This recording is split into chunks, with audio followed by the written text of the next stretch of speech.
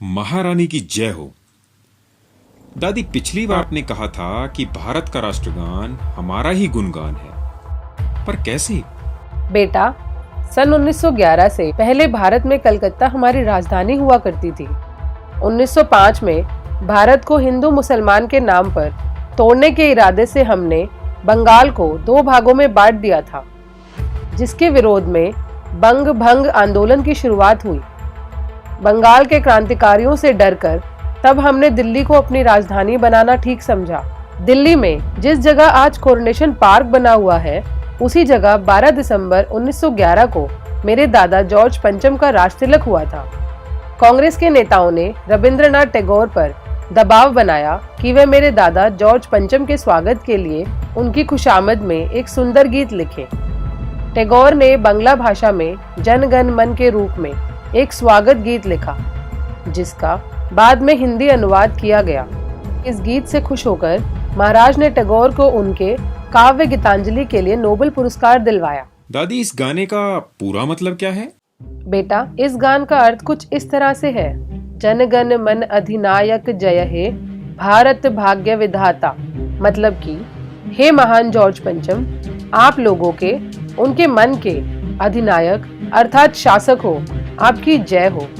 आप ही भारत के भाग्य विधाता हो।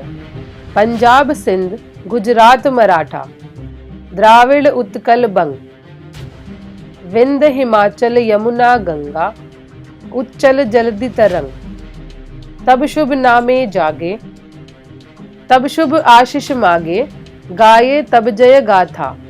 मतलब पंजाब, सिंध, गुजरात, महाराष्ट्र, दक्षिण भारत, उड़ीसा और बंगाल, विंध्याचल और हिमाचल पर्वत, यमुना और गंगा की स्वच्छ जलधारा, ये सब आपके शुभ नाम से ही जागते हैं और आपसे ही शुभ आशीर्वाद मांगते हैं। फिर ये सब आपकी ही जय गाथा गाते हैं। जनगण मंगलदायक जय हे, भारत भाग्य विधाता। जय हे, जय हे, जय हे, जय जय जय जय हे। मतलब कि आप ही लोगों का कल्याण करने वाले हो, आप ही भारत के भाग्य विधाता हो, आपकी सदा जय हो, जय हो, जय हो। तो दादी, पहली बार ये गाना कब गाया गया था? बेटा, राजतिलक के बाद तुम्हारे दादा महान सम्राट जॉर्ज पंचम को 30 दिसंबर को कलकत्ता पहुंचना था और उसी समय 26, 27, 28 दिसंबर को कलकत्ता में कांग्रेस का राष्ट्रीय अधिवेशन रखा गया, जिसमें कांग्रेस के नेताओं ने राजा के प्रति अपनी वफादारी साबित करने के लिए एक प्रस्ताव पारित करने का निर्णय लिया। 27 दिसंबर 1911 को अधिवेशन के दूसरे दिन प्रस्ताव पारित करने से पहले जन गण मन महाराज के स्वागत में गाया गया। दादी, तो उस समय लोगों को इसके बारे में कोई खबर नहीं लगी? बेटा, उस समय के कलकत्ता के प्रसिद्ध अखबार द इंग्लिश मैन ने 28 दिसंबर 1911 को लिखा।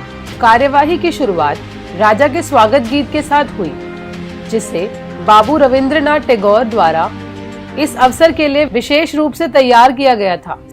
सिर्फ भारत में ही नहीं, बल्कि अंतर्राष्ट्रीय समाचार एजेंसी रॉयटर्स के अनुसार भारतीय राष्ट्रीय कांग्रेस ने बुधवार 27 दिसंबर को अधिवेशन की शुरुआत एक बंगाली गाने के साथ की, जिसे विशेष रूप से शाही यात्रा के सम्मान के लिए बनाया गया था और राजा और रानी के स्वागत के लिए एक सामूहिक प्रस्ताव भी पारित हुआ था। तो दादी, इतना सब पता होने पर भी भारत के लोगों ने इसे अपना राष्ट्रगान कैसे बना लिया? भारत के लोग तो वंदे मातरम और विजय विश्व तिरंगा प्यारा जैसे गीतों को अपना राष्ट्रगान बनाना चाहते थे। भारत में हमारा विरोध कर रहे क्रांतिकारियों की भावना वंदे मातरम गीत से जुड़ी थी, पर हमारे कहने पर पंडित नेहरू ने यह तर्क देकर ऐसे गीतों को अस्वीकार कर दिया कि इन्हें ऑर्केस्ट्रा जैसे संगीत वाद्यों पर नहीं बजाया जा सकता। ठीक है दादी, पर अब तो ये उनका राष्ट्रगान हो गया, अब इसे गा लेंगे तो क्या फर्क पड़ता है? बेटा, अभी भी इसमें अधिनायक शब्द का प्रयोग हमारे लिए किया जाता है, क्योंकि आज भी हम वहाँ के शासक हैं। उत्तर प्रदेश के पूर्व मुख्यमंत्री और राजस्थान के वर्तमान राज्यपाल कल्याण सिंह ने अपने संबोधन में कहा है कि अधिनायक शब्द का मतलब अंग्रेज है और इसे राष्ट्रगान से हटा देना चाहिए। दादी, मान लिया कि हम शासक हैं, तो फिर 1947 और 1950 को हुआ क्या था? बेटा, इसके लिए तुम्हें डोमिनियन का मतलब समझना होगा, जिसके तहत भारत को आज़ादी मिली। इंडियन इंडिपेंडेंस बिल 1947 की बहस के दौरान हाउस ऑफ लॉर्ड के लॉर्ड लिस्टोवल, जो उस समय भारत के राज्य सचिव थे, उन्होंने 16 जुलाई 1947 को बताया भी था कि इंडिपेंडेंस अथवा आज़ादी का मतलब इंपीरियल कांग्रेस 1926 की रिपोर्ट में डोमिनियन शब्द के अनुसार है।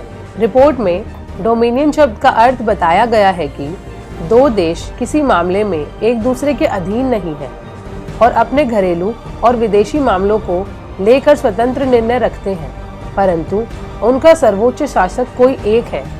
15 अगस्त 1947 से पहले भारत के समस्त कानून जो ब्रिटेन की पार्लियामेंट बनाती थी, 15 अगस्त 1947 के बाद से वह सब कानून भारत में स्थापित की गई पार्लियामेंट बनाती है और इसमें ब्रिटेन की पार्लियामेंट का कोई दखल नहीं है, परंतु दोनों के राजा हम ही हैं। आज़ादी का मतलब ये नहीं था कि राजा बदल गया और गणतंत्र का मतलब भी बस यही है कि वे लोग एक जिम्मेदार सरकार के रूप में देश चलाएंगे, पर राजा फिर भी हम ही हैं। 2010 में कलकत्ता हाई कोर्ट ने इस बात को स्वीकार किया है कि उसके निर्णय पर भारत सरकार का नहीं बल्कि ब्रिटेन की रानी का दखल संभव है। लेकिन दादी, हम भारत को क्यों गुलाम बनाकर रखना चाहते हैं? बेटा, बदला और सिर्फ बदला। भारत से हमारी ये लड़ाई रामायण और महाभारत के समय से भी पुरानी है। इसे मैं तुम्हें बाद में बताऊंगी। ठीक है दादी। जन गण मन अधिनायक जय हो। महान सम्राट जॉर्ज पंचम की जय हो, जय हो, जय हो।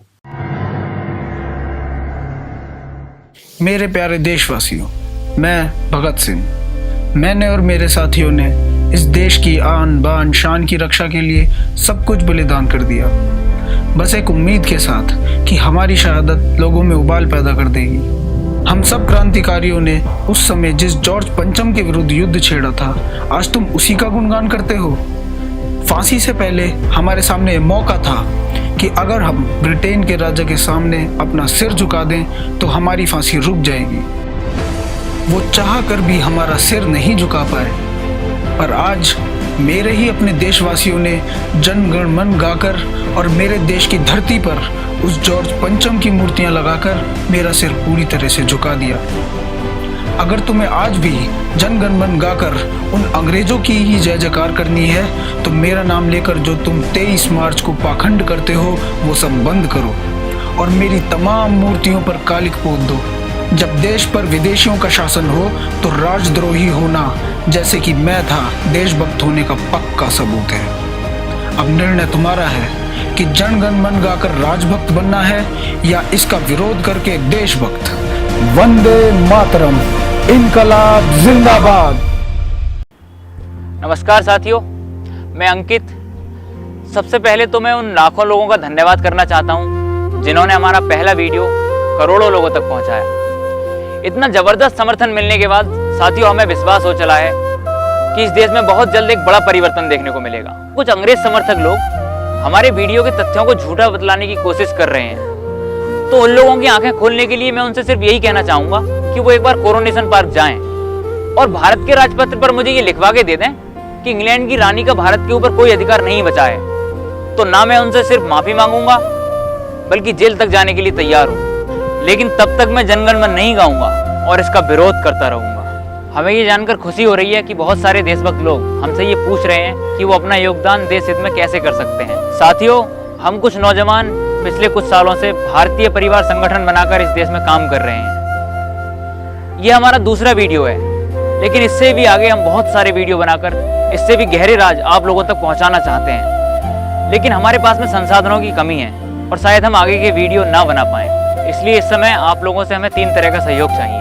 पहले वो लोग जो अपने घरों से निकलकर इस देश को जगाने के लिए पूरा समय लगाने के लिए तैयार हैं और कुछ समय दिल्ली रुककर हमारी पूरी बात को समझ सकें, जिसके बाद अपने क्षेत्र में जाकर कार्य कर सकते हैं। तो ऐसे लोग नीचे दिए गए नंबर पे अपना पूरा नाम, अपनी उम्र और अपना पता लिखकर हमें SMS करें। दूसरा वो लोग जो कम से कम 100 रुपये महीने से लेकर 1000 रुपये महीने तक या उससे भी बड़ा योगदान संगठन को मजबूत बनाने के लिए करना चाहते हैं, तो ऐसे लोग हमें SMS में अपना नाम और योगदान लिखें। हम उनसे फ़ोन पर बात करेंगे तीसरे प्रकार के वो लोग जो घर बैठकर ज़्यादा से ज़्यादा प्रचार कर सकते हैं। ऐसे लोग हमें SMS ना करें, बल्कि अगर उन्होंने अभी तक मिस कॉल नहीं दी है तो वो मिस कॉल दें। और सभी लोग हमारे वीडियो को ज़्यादा से ज़्यादा शेयर करें और हमारे चैनल भारतीय परिवार को सब्सक्राइब करें, ताकि आने वाली वीडियो की जानकारी उन लोगों तक पहुंच जाए। हमें विश्वास है कि आप लोगों के सहयोग से एक दिन देश जरूर आज़ाद हो जाएगा।